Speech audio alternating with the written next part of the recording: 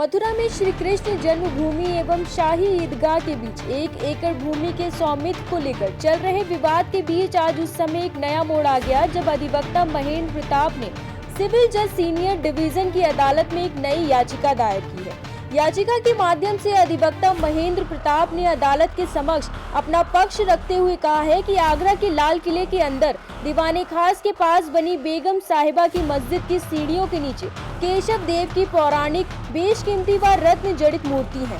उन्होंने कहा है कि मस्जिद की सीढ़ियों के नीचे मूर्ति के दबे होने व उन पर मुस्लिम लोगों के चलने से हिंदू लोगों की भावनाओं को ठेस पहुंच रही है। अधिवक्ता ने सिर्फ दावा ही नहीं किया बल्कि इसके संबंध में साक्ष्य भी अदालत में दिए हैं। महेंद्र प्रताप ने औरंगजेब के मुख्य दरबारी साकी मुश्ताक खान द्वारा लिखित पुस्तक मासर-ई-आलमगीरी का हवाला देते हुए न्यायालय में सबमिट किया है।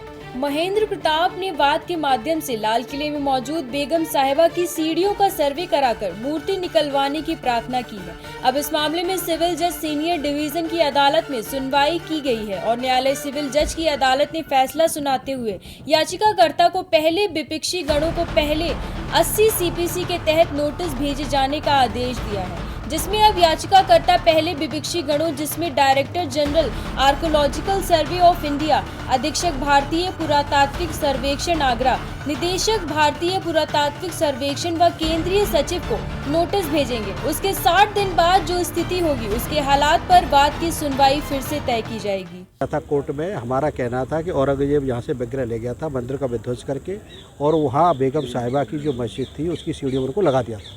तो हमने उसी को लेकर आज केस दाखिल किया था, उसमें ऐतिहासिक तथ्य भी दाखिल किए थे, लेकिन माननीय न्यायालय ने केस ये कहते हुए वापस कर दिया कि पहले प्रतिवादी गणों को जो गवर्नमेंट को हमने पार्टी बनाया था और 80 CPC का नोटिस दीजिए, उसके बाद आप आइए। तो केस को रिजेक्ट नहीं किया गया है, केस को वापस किया गया है और अभी 80 CPC का नोटिस देने के लिए हमको आदेशित किया गया है। अभी डीप से उसको ऑर्डर को पढ़ेंगे, पढ़ने के बाद उसमें आगे क्या हो सकता है उसमें करेंगे।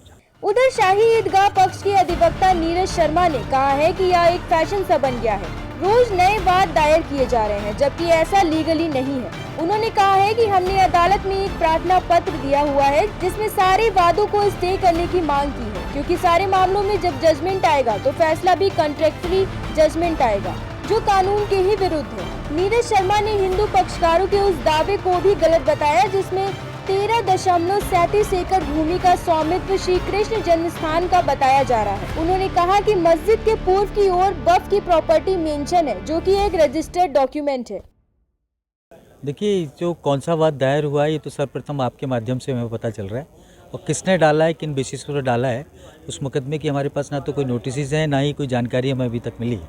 डेफिनेटली अगर उन्होंने कोई वाद डाला है उसमें उनके नोटिस या संबंध हमें मिलते हैं तभी हम उसमें प्रॉपर अपनी जवाबदेही दाखिल करेंगे, तभी बता सकेंगे।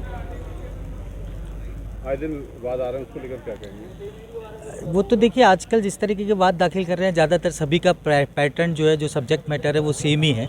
जो मुकदमा सबसे पहले रंजना अग्निहोत्री जी ने डाला था उन्हीं की सारी कॉपी फ़ोटो स्टेट करके और वो नए नए भक्तों के नाम से डेली डाल रहे हैं, सबकी रिलीफ सेम है। तो ये तो एक फैशन सा बन गया है कि नंबर ऑफ सीरीज़ के लिटिगेशन इन्होंने फाइल कर दिए, जबकि लीगली ऐसा होना नहीं चाहिए। शाही ईदगाह मस्जिद का तो ये बेसिकली जो इनिशियल वाद जो डाला है वो जैसा कहते हैं कि 13.37 एकड़ की ज़मीन में शाही मस्जिद बनी हुई है, ये उनका कंटेंशन बिल्कुल गलत है।